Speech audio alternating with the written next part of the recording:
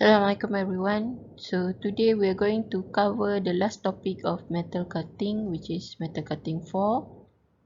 In this topic, we are going to discuss about the tool life, chip types, tool materials, and also tool geometry. When we use the tool for the machining process, the tools is subject to failure. There are three modes of tool failure. There are fracture failure, temperature failure, and also gradual wear. So the first one is fracture failure is the one that we don't really want. Okay, so this is why, because when the fracture failure happen, machining does not take place. So fracture failure usually happen where the tool nose will break before the actual machining take place. So this one is usually due to the cutting forces that are excessive when we use not suitable parameter or due to the vibration during the machining. So it caused the tool nose to break down, and then machining does not take place during the machining process. The second one is temperature failure. So this one is due to the melting of the tool nose because of the high temperature.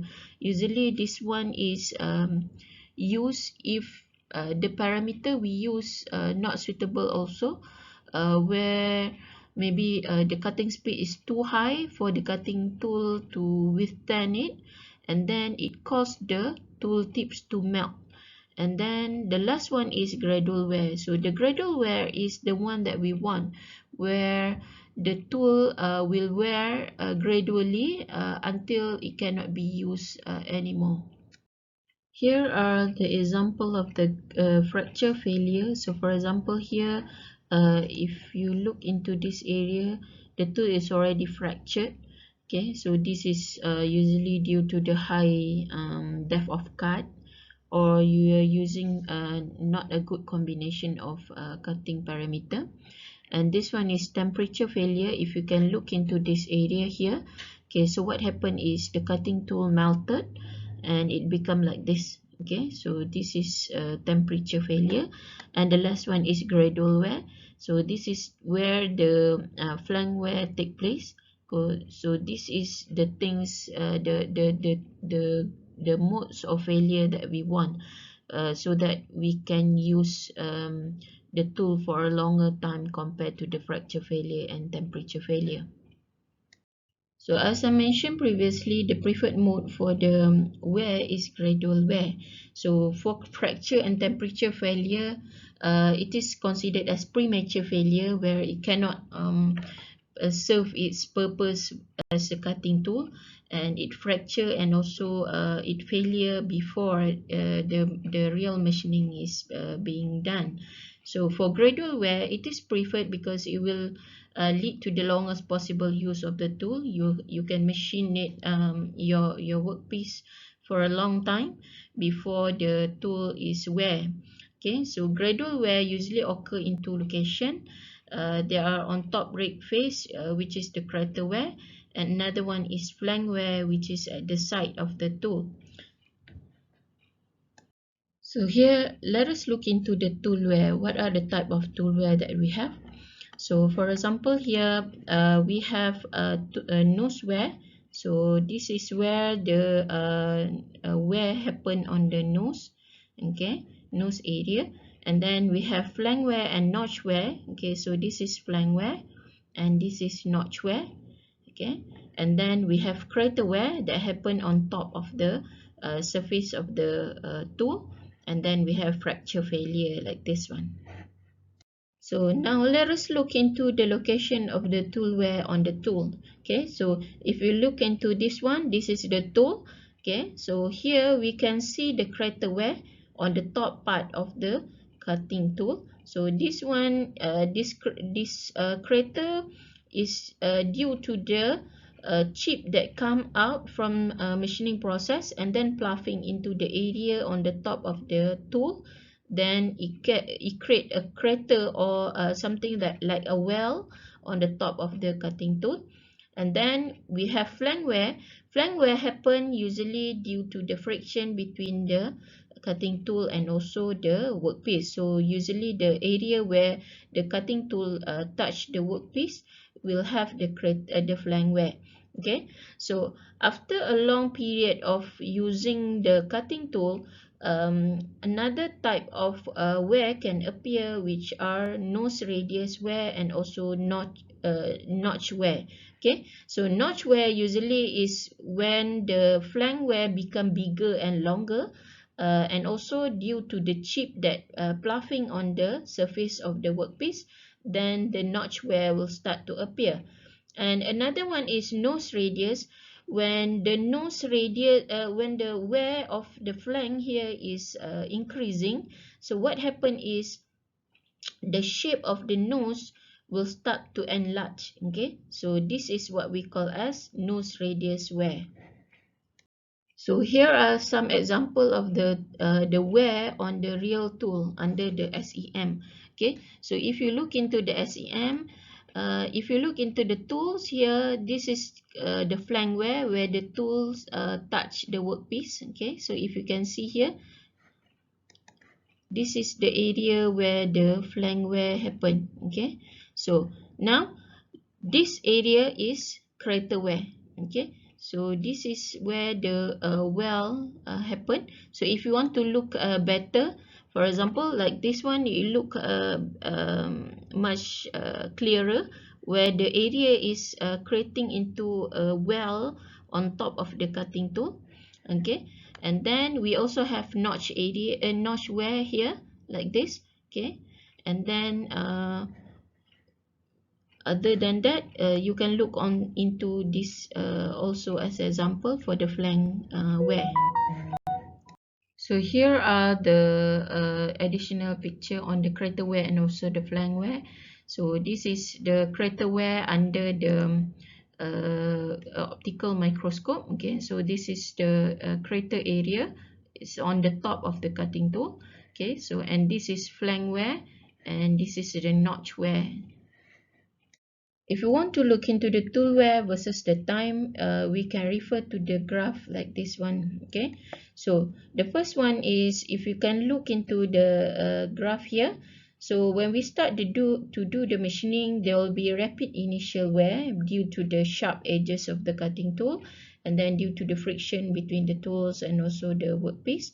Okay, so if the fracture failure happen during this one, if the tool break up, so it become the tool failure before it reach into the uniform wear rate. Okay, so if it can withstand the rapid initial wear, then it goes into the uniform wear rate little by little until it become there's one time when the tool wear is too big, the tool will start to failure also, but we can still use it for a long time compared to the one that going through the fracture failure or through the what we call the temperature failure.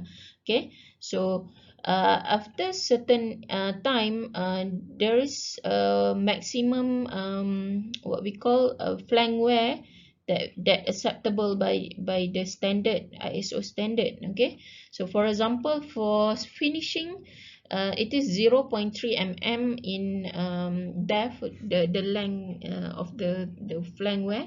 Okay, so but for roughing, it can goes up to 0.7, so that's the ISO standard. And then it will go into the failure region, where this area the wear will start to accelerate and finally it will become failure. So usually for a good use of the cutting tool, we will stop before it goes into the final failure. So if it goes to final failure, it can affect the surface roughness of the machine part. Okay, so in machining process, we have three parameters, right? We have cutting speed, feed rate, and also depth of cut. Usually the tool life of the cutting tool is very dependent to the cutting speed. So let's see the effect of cutting speed to the tool life. Okay, so if you look into this table in this graph, so this is the flank wear, and then this is the time of the cutting. Okay, so meaning the tool life, how long the tool can be used for machining process. So here these are the graph that compare the tool life when we use different cutting speed. Okay, for example, we are using the 100 meter per minute here, 130 meter per minute here, and the first one is the 160. So when we use a very higher cutting speed, so the time for the cutting tool to be used is lower. Okay, so because why, when we use high cutting speed, the friction between the cutting tool and also the workpiece also very high. Therefore the tool will wear rapidly compared to if you use 130. So and then if you use 100 meter per minute also, you can use for a longer time. When the data of the previous graph is plotted into natural log-log plot, we will see that when we use a high cutting speed, the time is around 5 minutes. Okay, and then if we decrease it into 130 meter per minute, it can goes up to 12 minutes. But if we reduce it to 100, then you can go up to 41 minutes for cutting. Okay, so meaning that from here we can deduce that higher the cutting speed, lower the tool life of the cutting tool. The tool life of the cutting tool can be calculated by using the Taylor tool life equation. So what is Taylor tool life equation? It is given by Vt with power n equal to C. Okay, so V is the cutting speed, T is the tool life, N and C will be the parameter that depend on the feed, depth of cut, work material, tooling material, and tool life criterion used.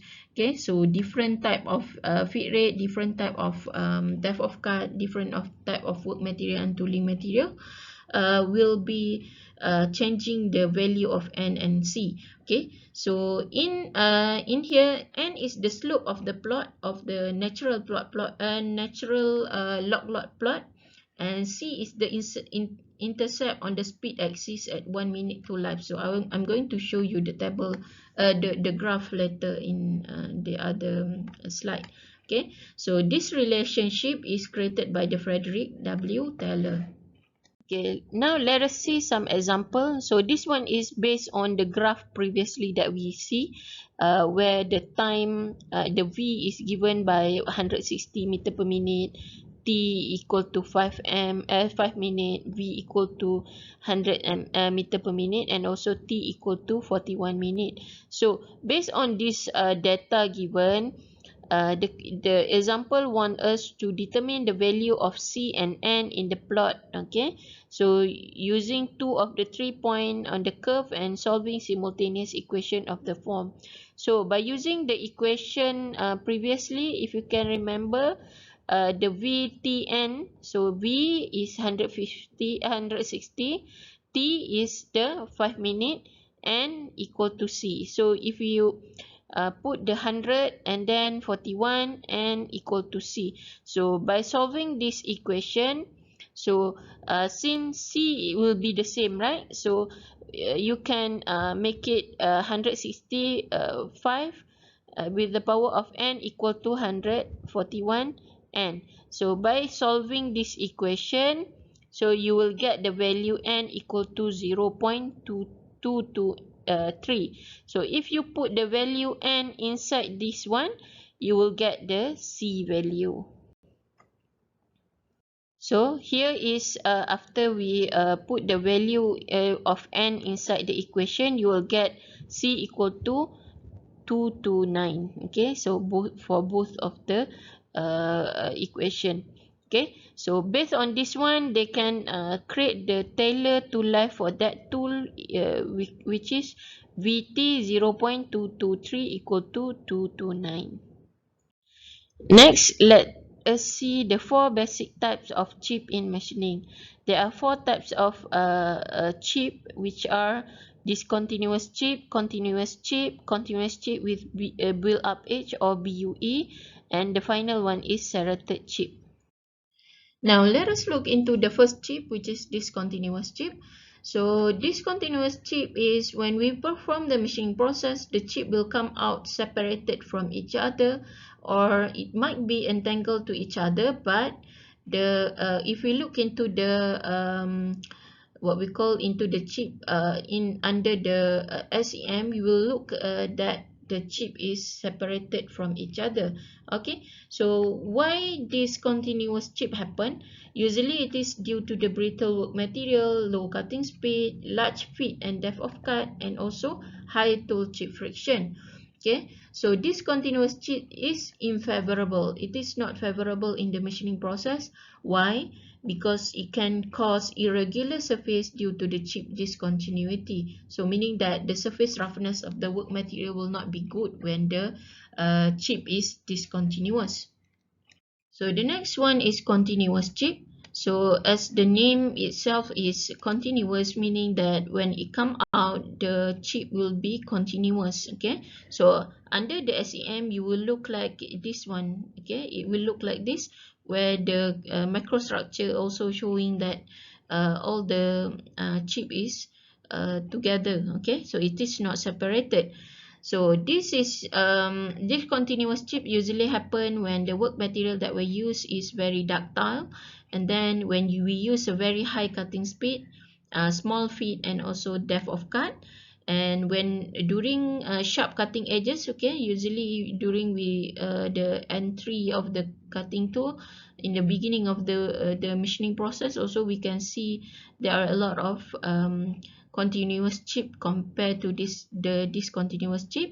Okay, and another one is low tool chip friction also can cause this action. So continuous chip is very favorable because it can give good finish to the work surface. However, continuous chip is very much what we call is very bad to the tool. Okay, so what happen is continuous chip will plough into the tool and create the crater wear. So bigger crater wear, it will become it can break the tool here. Okay, so usually if we use this type of material and cutting speed, we will have to use the cutting tool with chip breaker, so that the chip will when it touch the tool, it will become a breakage into discontinuous chip, but the surface roughness is still in a good condition. The next one is continuous with BUE or continuous chip with build up edge. Okay, so this chip look like this one. If you can see here, the chip is still continuous. However, there are build up edge in here, in between the chip and also the tool. When the machining process happen, it will leave the build up edge on the surface area. Okay, so this one it is not favorable. Okay, so why? It will cause the workpiece to be very rough.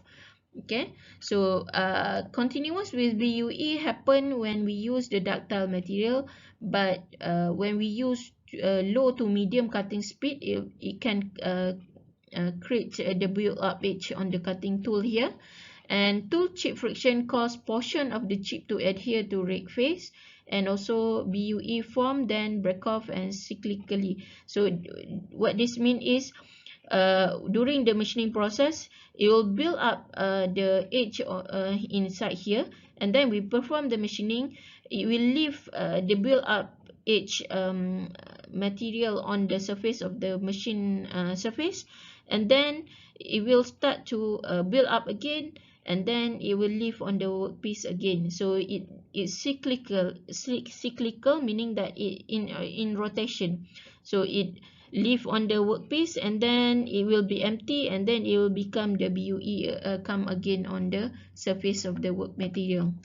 So let us look into the last one, which is the serrated chip. So serrated chip is a semi-continuous chip, or we call also sawtooth chip, because it look like a sawtooth appearance. Okay, so this one, it look like the saw tooth. Okay, So this one is a cyclical chip formed with alternating high shear strain then low shear strain. So this is area where the low shear strain happen, and this is happen when it is high shear strain. So it become in cycle, and then it create the staggered surface like this one. So this one is usually happen when we cut a very hard material. For example, Inconel is used in the aerospace industry, used for the aerospace part. Okay, so when we do the cutting for the the hard material, it become like this one. Okay, so that's the end of part 1. See you in part 2.